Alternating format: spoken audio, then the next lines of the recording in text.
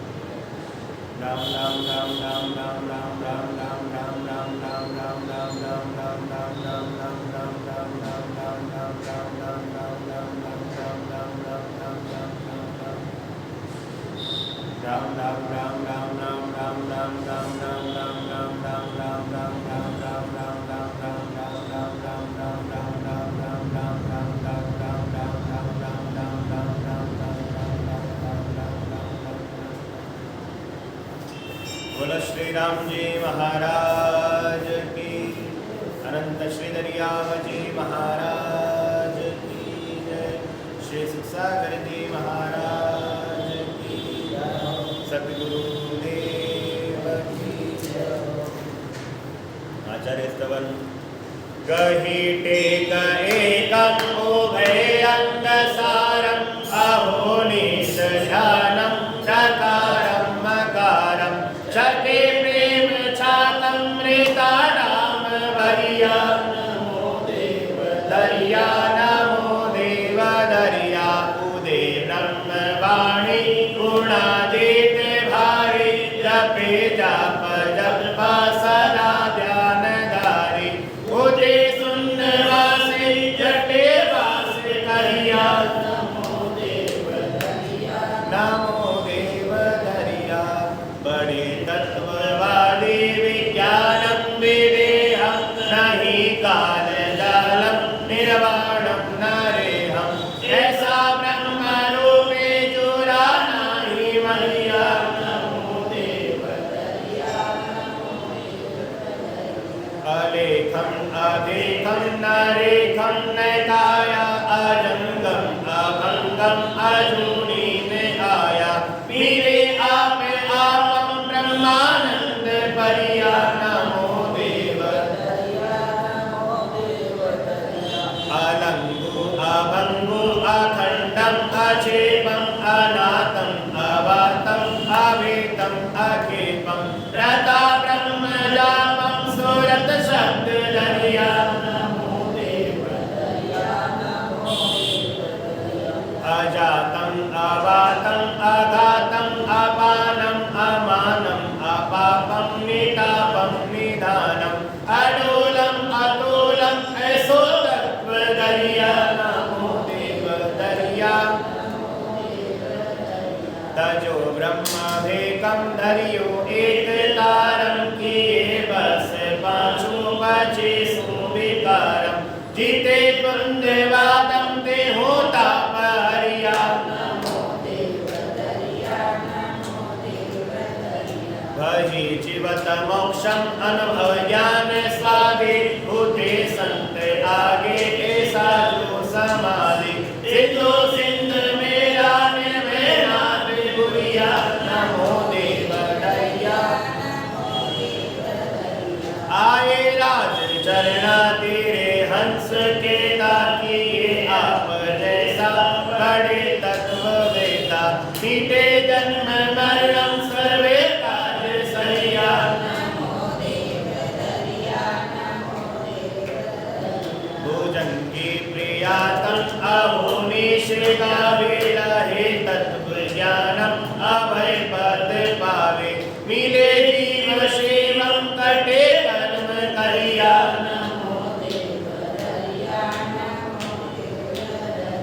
बड़े वीतरागा गुणाजीत जोगी ब्रह्मानंद आनंद के रस होगी भयालीन के नो तजा देश ठामम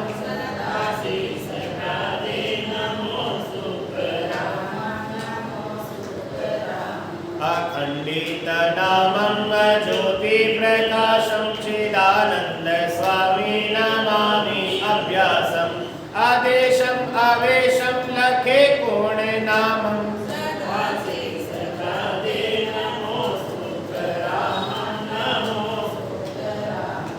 इच्छा स्वरूप जग में धरियो रूप आपम करे दर्शिता को मिटे दीन तापम धरे ज्ञान एको तजे ताम तामं सदा शीश प्राणे क्षमाशील संतोष वैराग्य भारी दया भाव ज्ञानम विज्ञानम विचारी अद्वैतम अभीतम अतीतम अकामम सदा शीश प्राणे महातेज धारी दीपे कांति ऐसी रवि कोटि शोभा कहूँ बात कैसी लसे रूप समृद्धि कोटि कामं सदा शीश राधे नमो सुख रामं गिरा ज्ञान गोतीता इंद्रिय अजोनी लयो वेद वेदांत को सोच छोड़ी अनहोनी न होनी न ही कोटि कामं सदा शीश राधे सदाचार साचो जपन्ते दिव्यासं निराधार आधार एको अभ्यासं विलासी अजपो जपन्ते अनामं सदा शीश राधे अणभय उचारी बड़े तत्व सारं चहु वेद को वेद पेख्यो अपारम कृपा सिंधु गोविंद दामेन्द्र सामं सदा शीश राधे नहीं काम क्रोधम नहीं मोह माया सही दीन दाता नहीं पक्ष आया मिले नीर नीरम सर्वेन धामं सदा शीश राधे शरण जीव